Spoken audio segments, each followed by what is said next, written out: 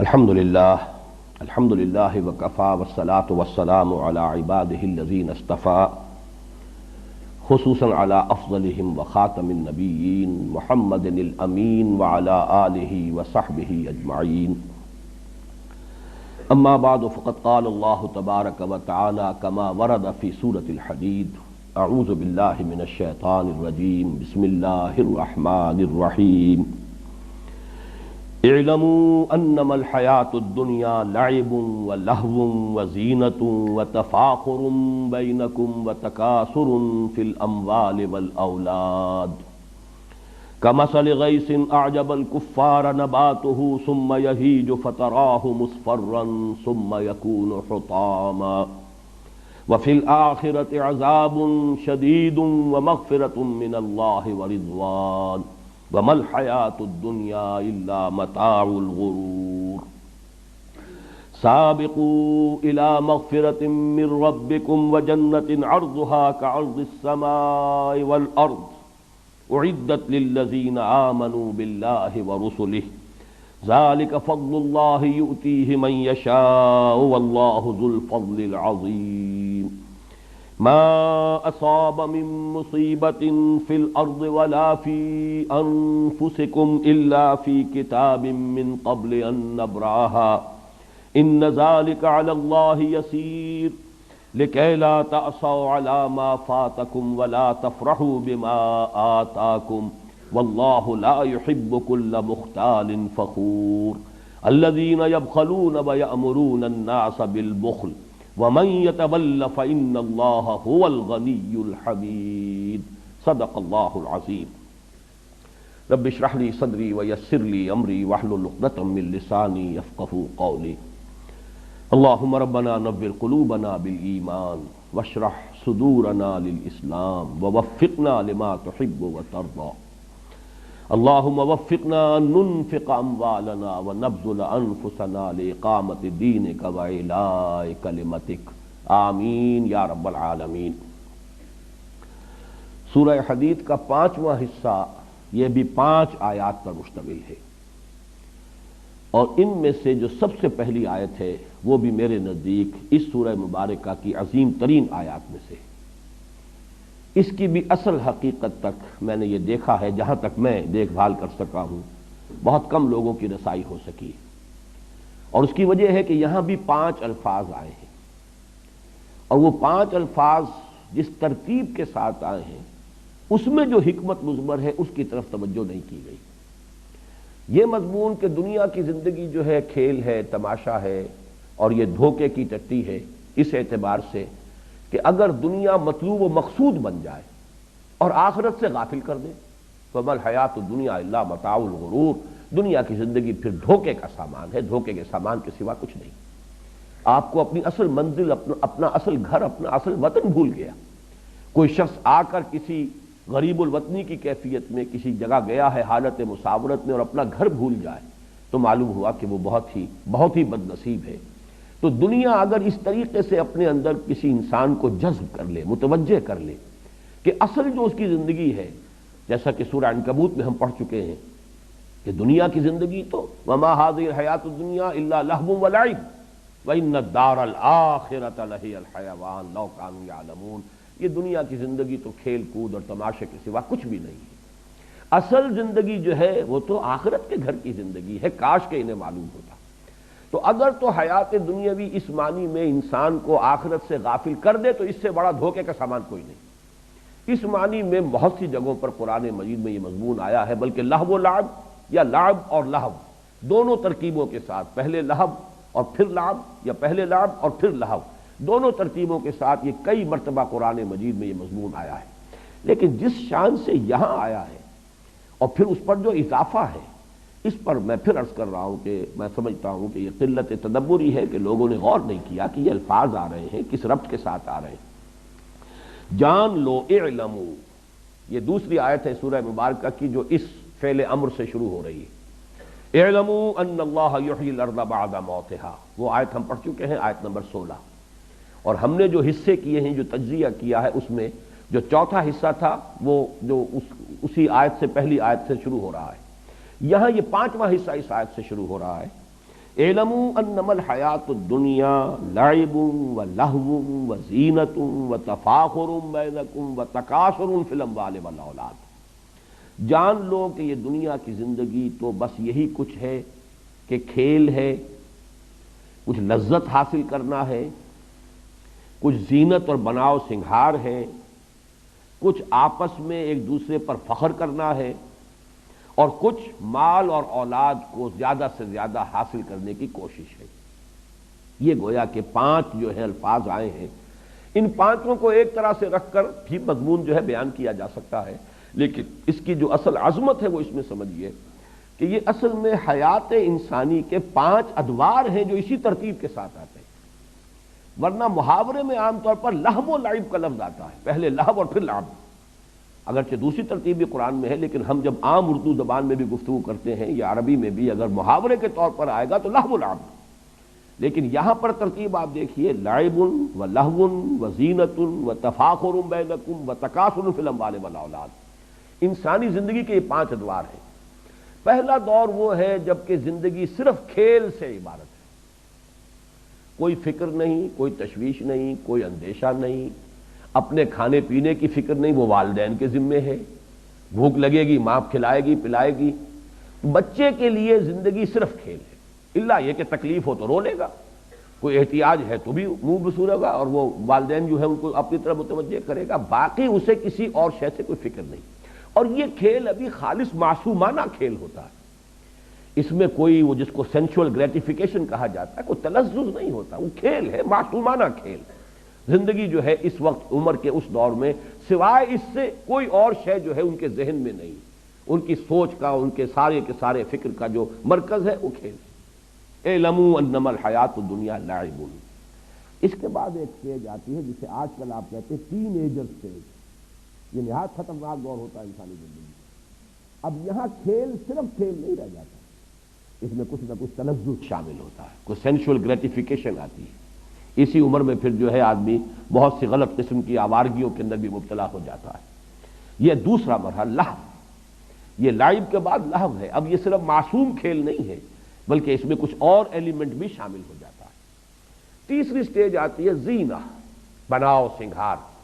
یہ جب بھی کوئی 18 19 20 برس کا کوئی سجیلا جوان ہوگا یا اسی طریقے سے خاص طور پر لڑکیاں ہوں گی، ان کے لیے جو ہے سب سے زیادہ جو چیز ان کے ذہن پر سوار ہوتی ہے یہ کہ بالکل جو بھی فیشن کے مطابق لباس ہونا چاہیے، فیشن کے مطابق جو ہے وضع قطع ہونی چاہیے۔ اب اگر تنگ جو ہے موری کی پینٹس کا رواج ہو گیا ہے تو وہ جو ہے کسی طریقے سے بھی وہ چوڑے موری والا جو ہے وہ پینٹ پہننے کو تیار نہیں ہوگا، اور اگر کوئی رواج ہو گیا ہے چوڑے قسم کے پائچوں والی پتلون کا تو وہ دوسری نہیں پہنے گا۔ اس میں بناؤ سنگھار زینت، یہی گویا کہ ان کی سوچ، ان کے فکر، ان کی ساری جو احساسات ہیں، ان کی ساری نفسیات کے اندر سب سے نمایاں شے یہ ہو جاتی ہے۔ چوتھا دور آتا ہے وتفاخر بینکم۔ اب یہ دور ہے اصل میں کہ جس کو آپ کہیں گے کہ 25 تقریباً عمر سے لے کر اور 35 40 کی عمر تک، اس میں اصل شے ہوتی تفاخر۔ اب یہ ہے کہ انسان جو ہے فخر میں ایک دوسرے میں آگے نکل جائے۔ فخر مختلف چیزوں پر ہوگا، وہ فخر علم پر بھی ہو سکتا ہے، وہ فخر اپنے زہد اور عبادت گزاری پر بھی ہو سکتا ہے، وہ فخر دولت پر ہو سکتا ہے، مال پر ہو سکتا ہے۔ جیسے کہ آپ کو معلوم ہے پٹھانوں کے ہاں یہ بات مشہور ہے کہ اب اگر جو بھی ان کا مد مقابل ہے اس کے گھر پہ اگر کار آ گئی ہے نئے ماڈل کی تو اب پٹھان چاہے اپنی زمین گروی رکھے چاہے کچھ کرے، بہرحال اسی ماڈل کی یا اس سے بھی بہتر کار، اس سے بڑے سائز کی کار جب تک اس کے دروازے پر نہیں آئے گی اسے چین نہیں آئے گی۔ یہ ایک دور ہوتا ہے تفاخر بین، اپنی نسل پر ہے، عصبیت پر ہے، اپنی قبائلی جو برتری ہے اس کا احساس ہو رہا ہے۔ یہ ہے تفاخر بینکم۔ 40 برس کے بعد جب عمر ڈھلنی شروع ہوتی ہے تکاثر فی الاموال والاولاد، اب انسان کو کثرت کی فکر ہو جاتی ہے، زیادہ سے زیادہ مال جمع ہو جائے۔ بلکہ میں یہ الفاظ استعمال کرتا رہا ہوں کہ تفاخر کے دور میں آدمی مونچھ اونچی رکھتا ہے، کچھ بھی ہو جائے مونچھ نیچی نہ ہو، لیکن تکاثر کے دور میں آ کر مونچھ چاہے موڑ دی جائے، پیسہ ملے، پیسہ ہے اصل شے، دولت آنی چاہیے، باقی یہ کہ ذرا مونچھ نیچی کر لی یا کچھ اور ہو گیا کوئی فکر نہیں ہے اس میں۔ پھر یہ آپ کہہ سکتے ہیں بڑا ریئلسٹ ہو جاتا ہے آدمی کہ اب یہ کیا ہم ان چیزوں کے اوپر خام خواہ جو ہے اپنی دولت ضائع کریں۔ پیسہ سنبھالو، دولت سامنے رکھو، اور تکاثر فی الاموال والاولاد، ویسے تو یہ کہ آج بھی کثرت اولاد جو ہے، خاص طور پر جن کے جوان بیٹے ہو جائیں، اس پہ اس کو یقیناً جو ہے بہت ایک تقویت حاصل ہوتی ہے۔ قبائلی زندگی میں تو اصل میں انسان کی ذاتی عزت اور وجاہت تھی ہی اس بنیاد پر۔ آج بھی آپ کی دیہاتی زندگی میں، مجھے ایک لطیفہ یاد آتا ہے، میرے کلاس فیلو تھے ڈاکٹر سلیم صاحب تھے، جو ایک حادثے میں، بلکہ حادثے میں کیا قتل کر دیے گئے، ایک ڈاکے میں، انہوں نے میرے ساتھ ہی MBBS کیا تھا۔ وہ مثال دیا کرتے تھے کہ ایک شخص ان کے گاؤں میں تھا، یہیں فیصل آباد کے قریب کا گاؤں تھا، باجوہ فیملی سے متعلق تھے وہ، کہ اس کے 11 بیٹے تھے، 11 کے 11 اعلیٰ تعلیم یافتہ ہو گئے۔ اب وہ کوئی کہیں پر DC لگا ہوا ہے، کوئی کہیں پر جو ہے اس طریقے سے ہے، گاؤں میں کوئی اس کے پاس نہیں تھا۔ وہاں پر مقابلہ ہوتا تھا، جو بھی وہاں پہ لوگ ہیں، اب اس میں اس بیچارے کے ہاتھ دست و بازو نہیں ہے موجود کہ جو اس کی طرف سے لڑ سکیں، مدافعت کر سکیں، تو کہا کرتا تھا کوئی میرے 11 پڑھے ہوئے لے لے، مجھے ایک ان پڑھ دے دے۔ وہ اس لیے کہ یہاں تو اصل میں جس کی لاٹھی ہے، جس کے پاس طاقت ہے، اس کی عزت ہے، گاؤں میں تو سر اٹھا کر وہ چل سکتا ہے، اور یہ میرے پڑھے لکھے جو ہیں چلے گئے سب کے سب، یہاں میرے لیے تو وہ عزت اور کسی وجاہت کی بنیاد موجود نہیں۔ تو اس حوالے سے جانیے، اور خاص طور پر چونکہ قرآن مجید نازل ہو رہا ہے، خاص اس قبائلی جو پس منظر ہے، اس میں جو اولین مخاطب لوگ ہیں وہ تو وہی تھے کہ جن کا سارا نظام قبائلی تھا۔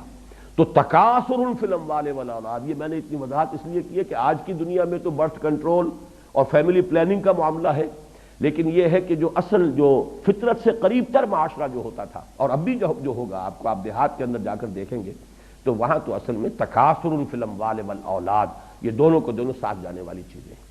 تو یہ ہے در حقیقت یہ 5 الفاظ کے مابین جو ربط ہے، اور اصل بات جو بتائی جا رہی ہے وہ یہ ہے کہ یہ زندگی تو ان ادوار میں سے ہو کر لامحالہ گزرے گی۔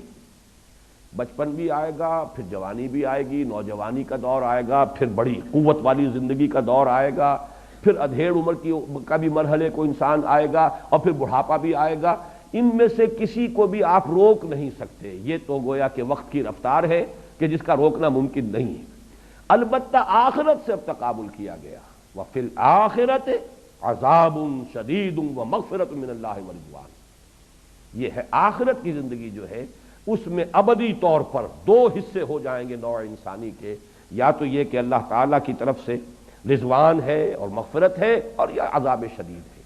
در حقیقت یہاں پر وہی معاملہ جو ہے وَمَا الْحَيَاةُ الدُّنْيَا إِلَّا مَتَاعُ الْغُرُورِ، اس کو ایمفیسائز کرنے کے لیے کہ یہ دنیا کی زندگی اگر اس نے تمہیں اپنے اندر گم کر دیا، جیسے کہ اقبال نے کہا ہے کہ کافر کی یہ پہچان کے آفاق میں گم ہے، اور مومن کی یہ پہچان کے گم اس میں ہے آفاق۔ رہو یہاں، بازار سے گزرا ہوں، خریدار نہیں ہوں، جان لو کن فی الدنیا کانک غریب و عابر سبیل، یہ بات سامنے رہے کہ تمہارا گھر نہیں ہے، یہ منزل نہیں ہے، یہاں ہمیشہ نہیں رہنا ہے، تم راہ چلتے مسافر ہو۔ مالی ولی دنیا، جیسا کہ حضور نے فرمایا مجھے تمہاری اس دنیا سے کیا سروکار، انما مثلی کا مسافر استظل تحت راکب استظل تحت شجرۃ ثم راح فترکھا، میری مثال اس دنیا کے ساتھ ایسی ہے جیسے کوئی سوار جو ہے، گھڑ سوار یا اونٹنی پر سوار، وہ تھوڑی دیر کے لیے کسی درخت کے سائے میں آرام کے لیے رکتا ہے، وہ درخت اس کا گھر نہیں ہے، اس کا وطن نہیں ہے، اس کی منزل نہیں ہے، پھر وہ جاتا ہے، اپنا راستہ لیتا ہے، بس اتنی سی دیر کے لیے قیام گاہ سمجھو اس دنیا کو، اس سے زیادہ نہیں۔ مالی ولی دنیا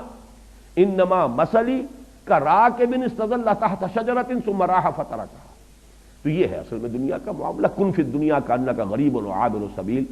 اب دیکھیے تشبیہ جو دی گئی ہے، لیکن تشبیہ سے پہلے یہ نقطہ نوٹ کر لیجئے کہ یہ جو 5ویں چیز جو بیان کی گئی ہے یہاں، تکاثر فی الاموال والاولاد، اس کی تکمیل آپ کیجئے سورہ تکاثر سے، الہاکم التکاثر حتی زرتم المقابر۔ یہ تکاثر ختم نہیں ہوتا یہاں تک کہ انسان قبر تک جا پہنچتا ہے۔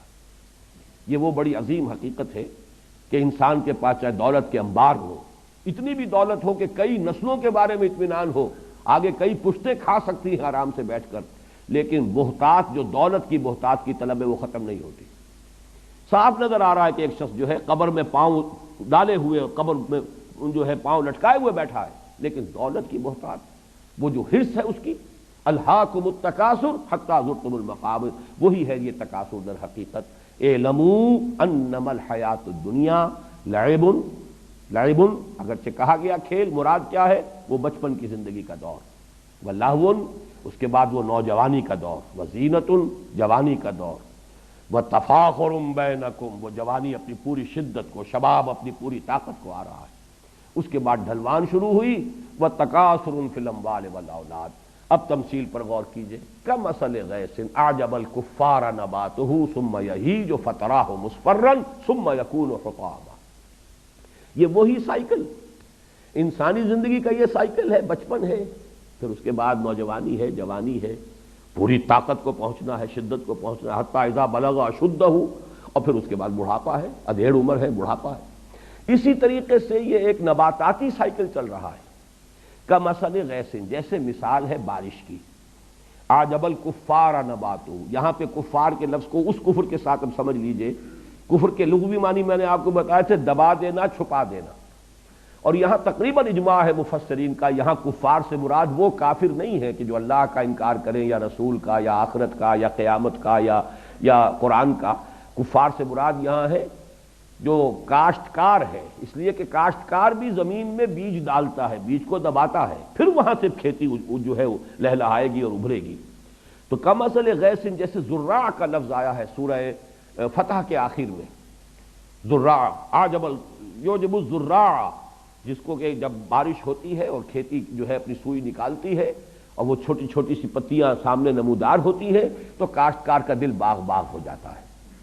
وہاں پر بھی یہ لفظ آیا، تو فرمایا کمثل غیث اعجب الکفار نباتہ، بارش سے جو نباتات کا جو ظہور ہوا، اس سے وہ کاشتکار کا دل باغ باغ ہو جاتا ہے۔ ثم یہیج، پھر وہ اپنی پوری قوت پر آتی ہے وہ کھیتی۔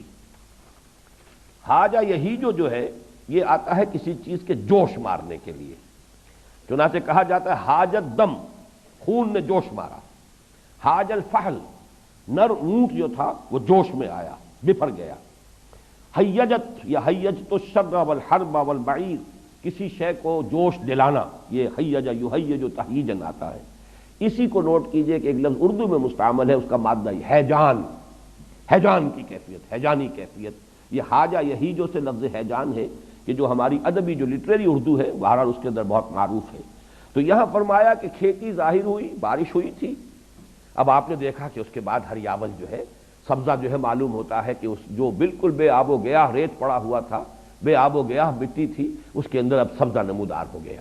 پھر اس کے بعد ثم یہیج، پھر وہ فصل جو ہے لہلہاتی ہے، اپنی پوری قوت کو آتی ہے، جوش مارتی ہے۔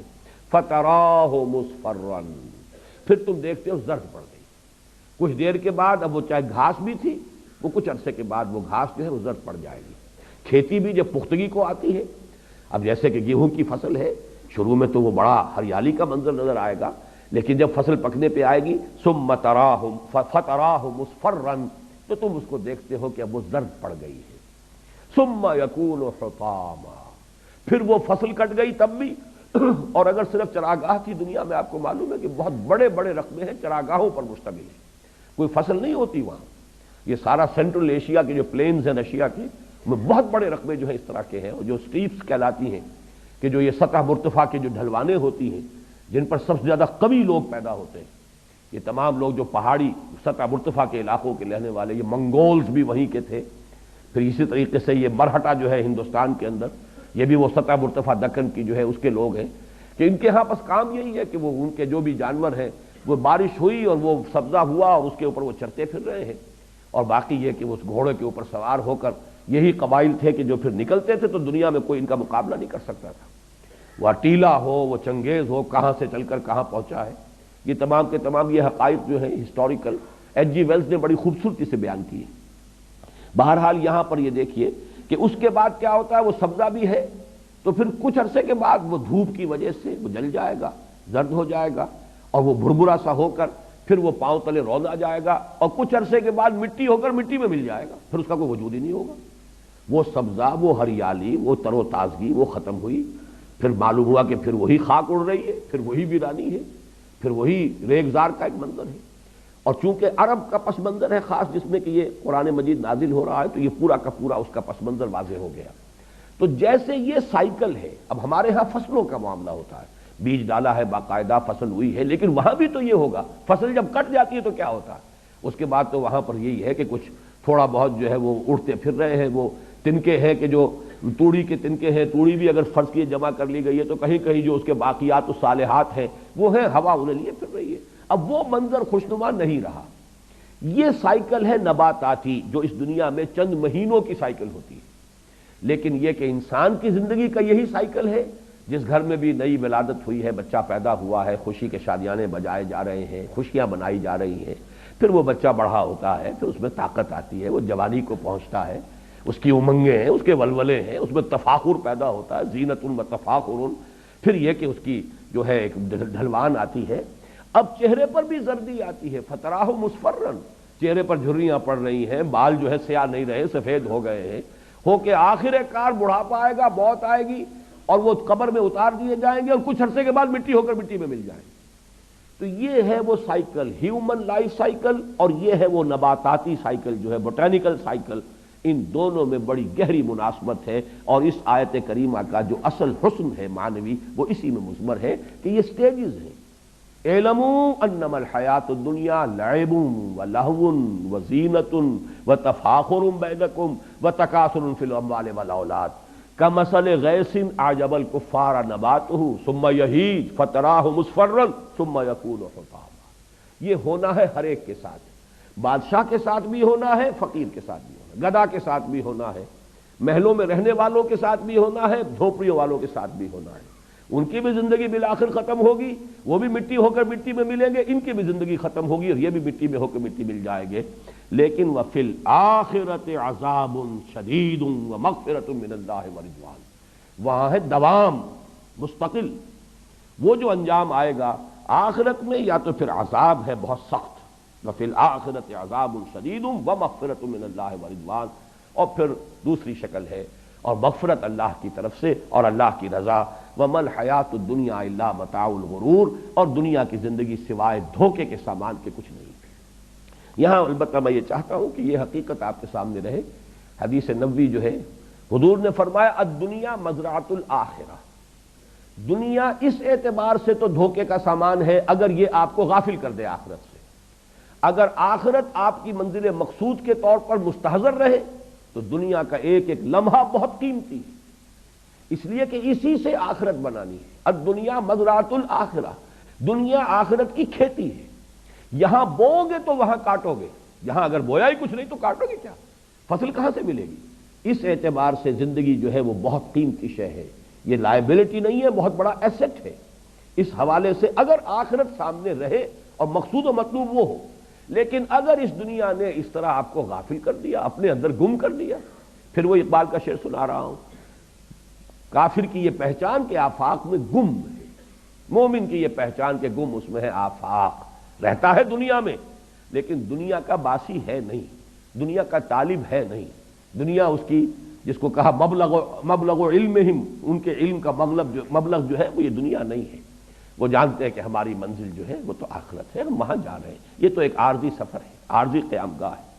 اگر یہ کیفیت ہے تو پھر ایک ایک لمحہ بہت قیمتی ہے، اسے امر بنایا جا سکتا ہے، اس سے اگر صحیح استفادہ کیا جائے تو وہ حدیث ذہن میں رکھیں الدنیا مزرعۃ الآخرہ۔ اب اگر یہ حقیقت واضح ہو گئی تو اب فرمایا سابقوا الی مغفرۃ من ربکم وجنۃ عرضھا کعرض السماء والارض۔ سابقوا باب مفاعلہ سے ہے مسابقت، سبقہ آگے بڑھ جانا، استبقہ آگے نکلنے کی کوشش کرنا، یہ باب استفعال ہو جائے گا، استباق۔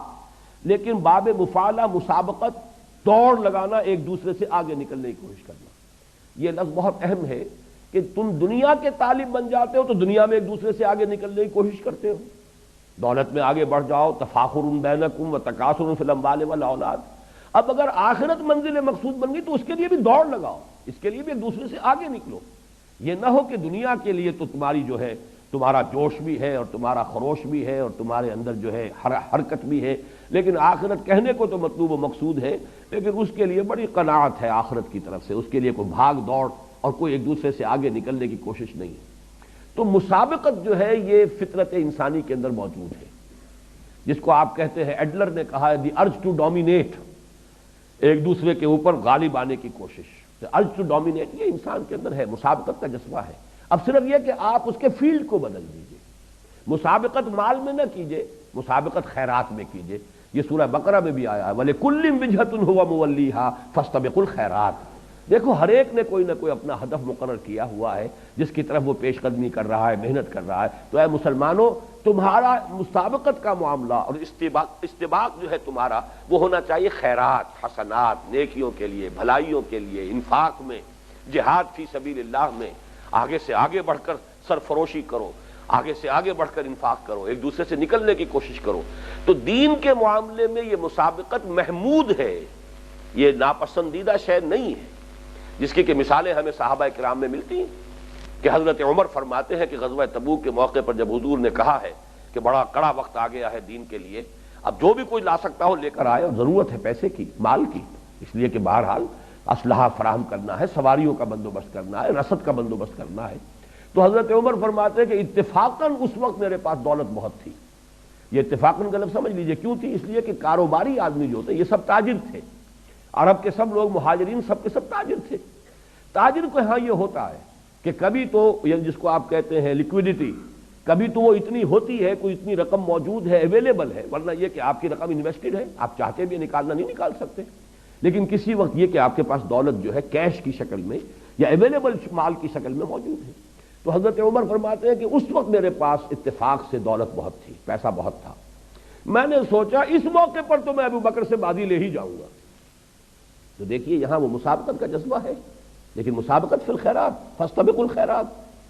تو میں نے یہ کیا کہ اپنی ساری جو بھی تھی میرے ایسٹس تھے، 2 حصے کیے، ایک حصہ لا کے حضور کے قدموں میں ڈال دیا۔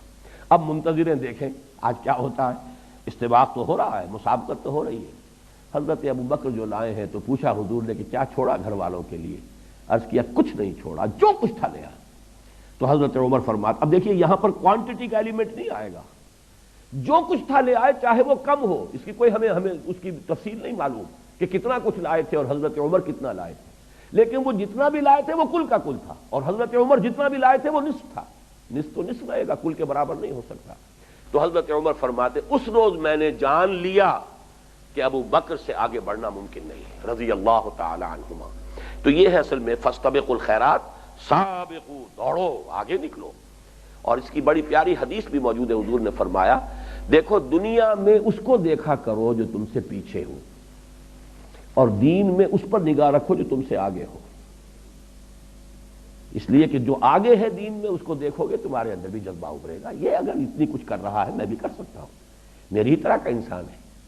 اور اگر جو پیچھے ہے دین میں اس کو دیکھو گے تو سمجھو گے میں جو کر رہا ہوں بہت کر رہا ہوں، اس لیے کہ اس نے تو یہ بھی نہیں کیا، میں نے تو یہ کچھ تو کر لیا، تو اس سے آپ کی ترقی رک جائے گی۔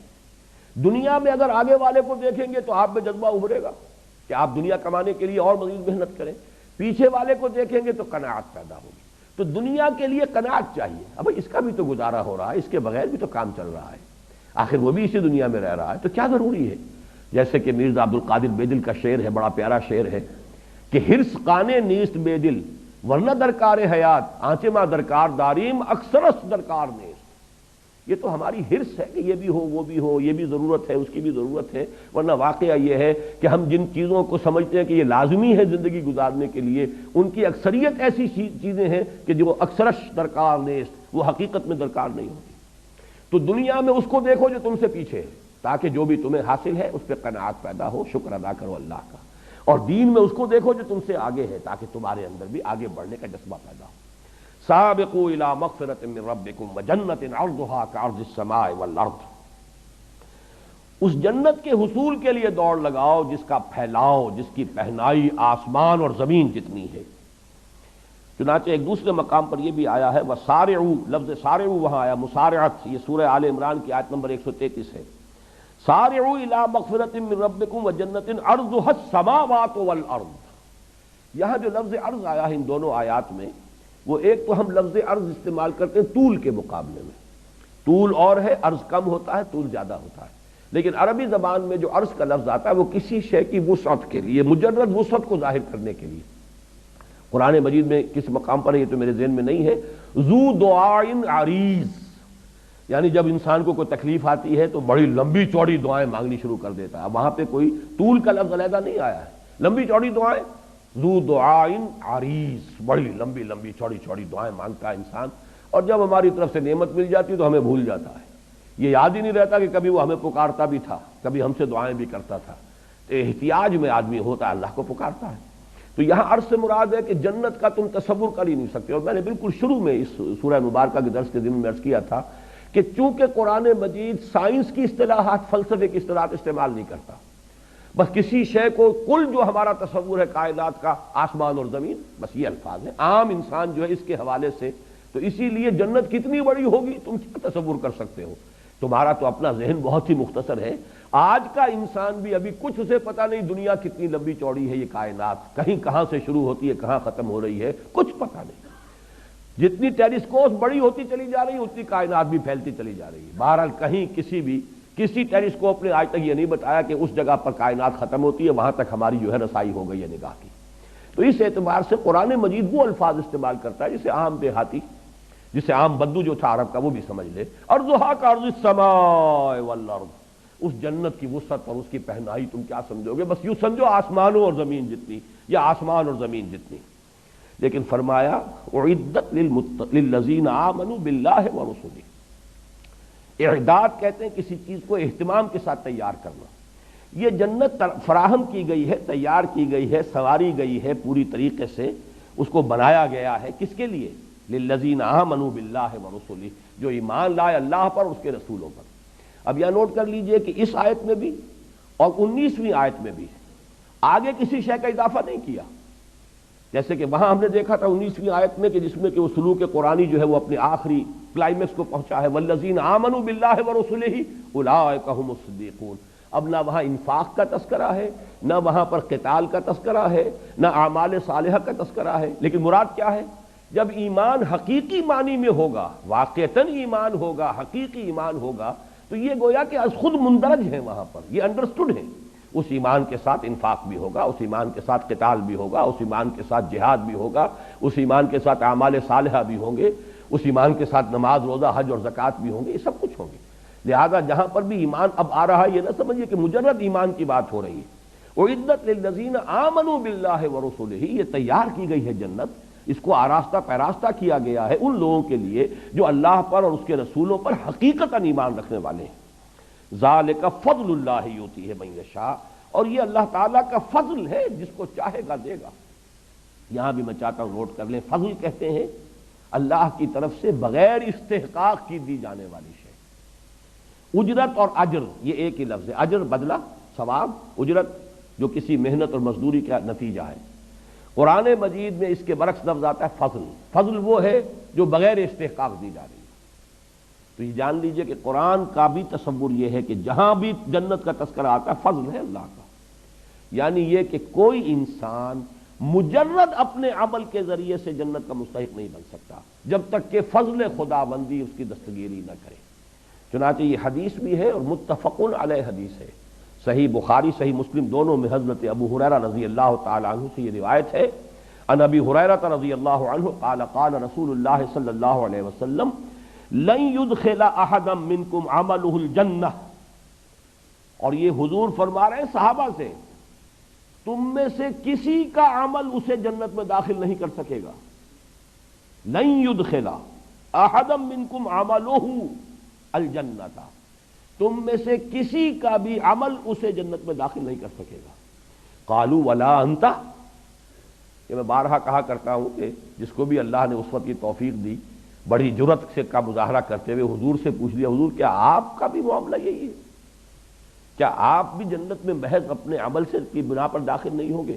فرمایا قال ولا انا الا ان يتغمدني الله منه بفضل ورحمہ، میں بھی مجرد اپنے عمل کی بنیاد پر نہیں بلکہ الا یہ کہ اللہ تعالیٰ اپنے فضل اور رحمت سے مجھے ڈھانپ لے، اپنے فضل اور رحمت کے سے ڈھانپ لے گا تو جنت میں داخلہ ہو۔ اب یہ ایک انتہائی بات ہے جو حضور نے اپنے بارے میں فرما دی، لیکن بات سمجھانی یہ ہے کہ کبھی بھی اپنا استحقاق نہ سمجھیے جنت، اپنی امکانی حد تک کام کر کے پھر بھی فضل خداوندی کا ہی یہ معاملہ جو ہوگا، جیسے کہ اہل جنت کا ترانہ نقل ہوا، جب جنت میں داخل ہوں گے تو کہیں گے الحمدللہ الذی ہدانا لہذا، اس اللہ کا شکر ہے جس نے اسے ہمیں یہاں تک پہنچا دیا، اس نے پہنچایا۔ وما كنا لنهتدي لولا ان هدانا اللہ، اور ہم ہرگز یہاں نہ پہنچ پاتے اگر اللہ ہی ہمیں نہ پہنچاتا۔ تو یہ لفظ فضل کے حوالے سے اس بات کو نوٹ کر لیجئے، ذالک فضل اللہ یؤتیہ من یشاء واللہ ذو الفضل العظیم، اللہ بہت بڑے فضل کا مالک ہے۔ اب اس کے بعد جو آیات ہیں اگرچہ تعداد میں کئی ہیں لیکن مجھے ابھی اس کو بیان کرنا ہے، یہ ایک مضمون ہے جو اس سے پہلے سورہ تغابن میں بڑی وضاحت سے آ چکا ہے۔ یہاں اگرچہ لفظاً زیادہ تفصیل ہے، وہاں معنن کم الفاظ میں یہ بات آ چکی ہے، تفصیل میں وہاں بیان کر چکا ہوں۔ اس دنیا کی زندگی میں انسان بہت متاثر ہوتا ہے حوادث، آفات جو ہے سماوی بھی ہوتے ہیں، بڑے پیمانے پر آ جاتے ہیں، بڑا زلزلہ آ گیا، ہزاروں انسان جو ہے اس میں ختم ہو گئے، مکان دھس گئے، یا سیلاب آ گیا جو ہمارے ہاں پچھلے دنوں بھی آیا تھا، کتنے لوگ ہیں اس سیلاب کے اندر، گھر گھروندے بہہ گئے، گھر ختم ہو گئے، لوگ ڈوب گئے، فصلیں کتنی بڑے بڑے رقبے کے اوپر کھڑی ہوئی تباہ و برباد ہو گئی، یا کسی انسان کے اپنے اندر کوئی بیماری آ گئی اچانک، بیٹھے بٹھائے کوئی خیال ہی نہیں تھا، معلوم ہوا کینسر ہے، معلوم ہوا کہ یہ تو فلاں چیز ہے، ہارٹ جو ہے اتنے پرسنٹ بلاکڈ ہے۔ تو یہ ساری چیزیں اچانک آتی ہیں انسان پر، تو حوادث چاہے وہ ذاتی طور پر آ رہے ہوں، بیٹھے بٹھائے کوئی انسان کسی مقدمے میں پھنس گیا ہے، خواہ بخواہ ایسے ہی لوگ لپٹ جاتے ہیں بغیر کسی اس کے کہ کوئی ان کا اپنا ارادہ ہو، اور یہ کہ اس کی وجہ سے پریشانی ہو رہی ہے۔ تو ما اصاب من مصیبت فی الارض ولا فی انفسکم، نہیں نازل ہوتی کوئی نازل ہونے والی، لفظ مصیبہ جو ہے یہ تو نازل ہونے والی شے، پڑھنے والی شے، اصابہ یصیبو، اصابہ یصیبو سے مصیبن، یہ گویا کہ اس میں فاعل ہے، مصیبت مؤنث ہو گیا، پڑھنے والی شے، جو بھی کیفیت مجھ پر یا آپ پر وارد ہوتی ہے، چاہے وہ اچھی ہو، چاہے بری ہو، چاہے تکلیف دہ ہو، چاہے مسرت بخش ہو، جہاں تک لغوی تعلق ہے اس لفظ کا، وہ ساری چیزیں اس میں شامل ہو جائیں گی۔ تمام حوادث، تمام واقعات، جو بھی ہم پر کیفیات وارد ہوتی ہیں وہ سب کی سب اس میں آ جائیں گی۔ لیکن عام طور پر یہ لفظ جو ہے استعمال ہوتا ہے تکلیف دہ چیزوں کے لیے، ناگوار چیزوں کے لیے، ناپسندیدہ چیزوں کے لیے۔ ما اصاب من مصیبت فی الارض ولا فی انفسکم، یہاں تفصیل کر دی گئی، مصیبتیں دو قسم کی ہیں، یا تو زمین میں نازل ہوئی، بڑے پیمانے پر ہوئی، سماوی یا آفاقی کوئی مصیبت آئی ہے، ولا فی انفسکم، نہ تمہاری اپنی جانوں میں کوئی تکلیف ہے، بیماری ہے، کوئی اور عارضہ ہے، کوئی حادثہ ہو گیا ہے، اس میں آدمی کا کوئی عضو جو ہے وہ کٹ گیا ہے، کوئی اور مسئلہ ہوا ہے، الا فی کتاب من قبل ان نبرأھا، مگر یہ کہ وہ ایک کتاب میں موجود ہے اس سے پہلے کہ ہم اسے ظاہر کریں، ہم اس کو وجود میں لائیں، ہم اس کو خلعت وجود سے سرفراز کریں۔ اب چونکہ فلسفہ وجود سے متعلق بحث ہم کر چکے ہیں پہلے حصے میں بہت زیادہ، تو یہاں میں چاہتا ہوں کہ ذرا یہ نبرا کے حوالے سے بھی بات سمجھ لیں۔ اللہ تعالیٰ کا ایک اسم گرامی ہے الباری، الخالق الباری المصور، وہ جو گلدستہ قرآن مجید میں 16-17 اسماء جو ایک جگہ آئے ہیں 3 آیات میں، اسی میں یہ الباری بھی آیا ہے۔ تیسری آیت کے اندر پھر یہ هو اللہ الخالق الباری المصور له الاسماء الحسنى، تو اللہ تعالیٰ کی یہ شان ہے کہ وہ باری ہے۔ باری کے معنی کیا ہے؟ عام طور پر جب خالق کے ساتھ لفظ باری آتا ہے تو اکثر لوگوں نے اس کا یہ نقشہ پیش کیا ہے کہ خلق کہتے ہیں ذہنی طور پر کسی شے کی منصوبہ بندی، نقشہ بنا دینا، اور پھر یہ کہ باری ہے پھر اس کو پوری طریقے سے ظاہر ایک شکل جو ہے اس کو عطا کر دینا، اور یہ ہوتا ہے ہر ہماری انسانی تخلیق میں بھی یہ ہوگا۔ کوئی مصور ہے، اس کے ذہن میں پہلے خاکہ بن جاتا ہے، پھر وہ اسے صفحہ کرتاس پر لاتا ہے یا جو بھی اس کا کینوس ہے اس کے اوپر اس کو اتارتا ہے۔ کوئی موجد ہے، اس کے ذہن میں پہلے ایجاد کا نقشہ وجود میں آ جاتا ہے، پھر وہ عملاً جو ہے اس کا خروج جو ہے باہر ہوتا ہے۔ اور باری کے لفظ میں یہ اصولی طور پر یہ بات موجود ہے، برا یبرأ، کسی شے سے علیحدہ ہو جانا، میں تم سے بری ہوں، برات، تبرع، یہ سب کی سب چیزیں کیا ہیں؟ علیحدہ ہو جانا۔ تو در حقیقت اللہ تعالیٰ کی تخلیق کے بارے میں بھی فلاسفہ نے اس کے یہ 2 مراحل بیان کیے ہیں کہ ایک ہے کسی شے کا وجود علمی جو اللہ کے اپنے علم میں تھا، شے ہمیشہ سے تھی، وہ اللہ کے علم میں تھی، اس کا خارجی وجود نہیں تھا، اب وہ وجود میں آئی ہے خارجی طور پر، تو یہ ہے برا یبرأ، اور اس کے حوالے سے اللہ تعالیٰ باری ہے۔ جو بھی حوادث اس کائنات میں آنے والے ہیں علم خداوندی میں تو پہلے سے موجود ہیں، وہ عالم ما کانا ما یکون ہے، جو ہونے والا ہے، جو ہوا ہے، سب اس کے علم میں ہے۔ تو اس کا گویا کہ جہاں تک وجود علمی کا تعلق ہے وہ تو ہر شے ہمیشہ سے ہے، اللہ کی ذات کے ساتھ اس کا علم، جیسے اللہ کی ذات قدیم ہے ایسے ہی اس کی صفات قدیم ہے، تو اس کا علم بھی قدیم ہے۔ ہر شے کا ایک وجود علمی جو ہے وہ اللہ کی ذات کے ساتھ پہلے سے قائم تھا، اس کو کہا گیا الا فی کتاب۔ کتاب سے مراد ہے اللہ تعالیٰ کا علم۔ تو اللہ کے علم میں وہ شے پہلے سے موجود تھی. پھر من قبل ان نبرأہا، اب گویا کہ یہ وہاں سے ظاہر ہو رہی ہے. اس کو اگر ذرا اس پر بہت زیادہ قیاس تو نہ کیجیے گا. علامہ اقبال کا ایک بہت اونچا شعر ہے، وہ میں آپ کو سنا رہا ہوں. بضمیرت آرمیدم تو بجوش خود نمائی، بکنارہ برفگندی در آبدار خود را. اے اللہ میں تو تیرے اندر، تیرے وجود کے اندر بڑے آرام سے تھا. کیا مانی؟ میں علامہ اقبال جو 1877 میں پیدا ہوئے، یا اس سے 9 مہینے پہلے وہ والدہ محترمہ کے رحم کے اندر ان کا جو بھی استقرار حمل ہوا، اس سے لاکھوں کروڑوں برس پہلے بھی تو ان کا وجود اللہ کے علم میں تو تھا نا. کیا اللہ کو معلوم نہیں تھا؟ تو وجود جو ہے اس اعتبار سے وجود علمی جو ہے میرا، بضمیرت آرمیدم، میں تیرے وجود کے اندر، تیرے علم میں بڑے آرام میں تھا. مجھے تو کوئی چنتا نہیں، کوئی تشویش نہیں، کوئی فکر نہیں. بضمیرت آرمیدم تو بجوش خود نمائی، بکنارہ برفگندی در آبدار خدرا. یہ جو تمثیل لائے ہیں کہ جیسے سیپی ہوتی ہے، سیپ، اس کے اندر موتی پروان چڑھ رہا ہے. جب موتی بن جاتا ہے تو سیپ خود کھلتی ہے اور موتی کو باہر پھینک دیتی ہے. گویا کہ اس کے وجود میں جو ایک قیمتی شے پروان چڑھ رہی تھی، اب وہ اس کا ضرور چاہتی ہے نا. وہ اگر سیپی کے اندر ہی وہ موتی گم رہے تو ظاہر بات ہے اس کا حسن کس نے دیکھا؟ جنگل میں مور ناچا کس نے دیکھا؟ اس سیپی کے اندر اعلیٰ سے اعلیٰ قیمتی سے قیمتی موتی جو ہے وہ پڑا ہوا ہے تو کس نے دیکھا؟ کون اس کے حسن کی تعریف کرے گا؟ تو سیپی خود کھلتی ہے اور کھل کر اور اس میں سے وہ موتی باہر نکلتا ہے، جسے پھر ہمارے غواص جو ہیں وہ جا کر سمندر کی تہہ سے نکال کے لاتے ہیں. تو تو نے خود سیپی کی طرح مجھے اپنے وجود سے باہر، یعنی میرا وجود مادی جو ہے، جو اس وقت میں شیخ محمد اقبال، علامہ ڈاکٹر شیخ محمد اقبال ولد شیخ نور محمد کے نام سے جو میں اس دنیا میں اس وقت ہوں، تو یہ تو اصل میں تو نے اپنی خلاقی کے ظہور کے لیے اس کائنات کو پیدا کیا. جیسے کہ وہ حدیث ہے کہ کنت کنزا مخفیا فاحببت ان اعرف فخلقت الخلق. تو اس طریقے سے اس پورے فلسفے کو سمجھ لیجئے. لفظ برا کے حوالے سے یہ پوری حقیقت واضح ہو جائے گی. بدقسمتی سے ان چیزوں پر غور کا حق ادا نہیں کیا گیا. تو من قبل ان نبراہا، اس سے پہلے کہ ہم اسے ظاہر کریں، اسے وجود بخشیں، یہ تمام چیزیں ہمارے علم قدیم میں موجود تھیں.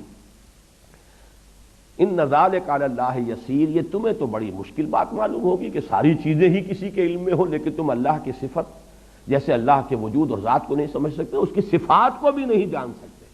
واقعہ یہ ہے، جیسا کہ میں شروع میں عرض کر چکا ہوں، صفات کی کیفیت اور کمیت دونوں ہمارے احاطہ ذہنی سے خارج.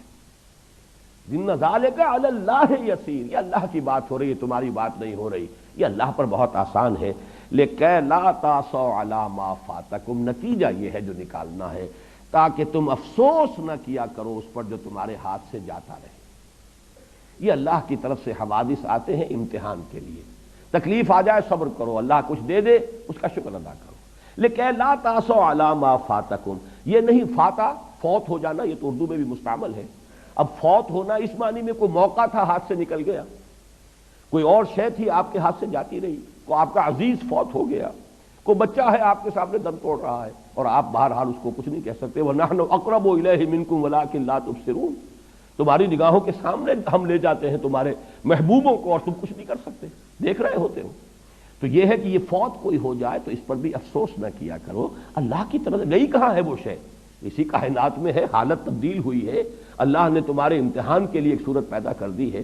لیکن لا تاسوا علی ما فاتکم ولا تفرحوا بما آتاکم، جو کچھ اللہ دے دے اس پر اترایا نہ کرو، اس لیے کہ یہ بھی امتحان کے لیے ہے، یہ بھی بغرض آزمائش ہے. دولت دی ہے تو حساب بھی تو دینا ہوگا. جس کے پاس دولت زیادہ ہے اس کا حساب بہت بھاری ہو جائے گا. جیسے کہ آج کل انکم ٹیکس کے معاملات ہوتے ہیں، زیادہ دولت مندوں کو زیادہ فکر ہوگی انکم ٹیکس کی. اب جن کا جو ہے گزران جو بھی ہے وہ ہینڈ ٹو ماؤتھ جسے آپ کہتے ہیں، ان سے کیا سروکار ہے کسی انکم ٹیکس انسپیکٹر کو یا آفیسر کو؟ تو معلوم ہے کہ وہاں جب حساب دینا ہوگا تو وہاں بڑا پتہ چلے گا کہ دنیا کا ایک ایک پیسہ جو ہے، اسی لیے بیلنس شیٹس جب بنتی ہیں تو کیپٹل کو لائبلٹیز کے کھاتے میں ڈالتے ہیں. یہ لائبلٹی ہے، you have to account for it. تمہیں بتانا ہوگا کہ تمہارے پاس یہ سرمایہ تھا، تم نے کیا کیا ہے. تو یہ تو وہ جو 5 سوال بتائے گئے ہیں، لن تزول قدم ابن آدم حتی یسأل عن 5 عن عمرہ فیما افناہ وعن شبابہ فیما ابلاہ وعن مالہ من این اکتسبہ وفیما انفقہ وعما عمل فیما علمہ. تو معلوم ہوا جو چیز اللہ دے دے اس پر اتراؤ نہ، جو اللہ چھین لے اس پر غم نہ کرو، افسوس نہ کرو۔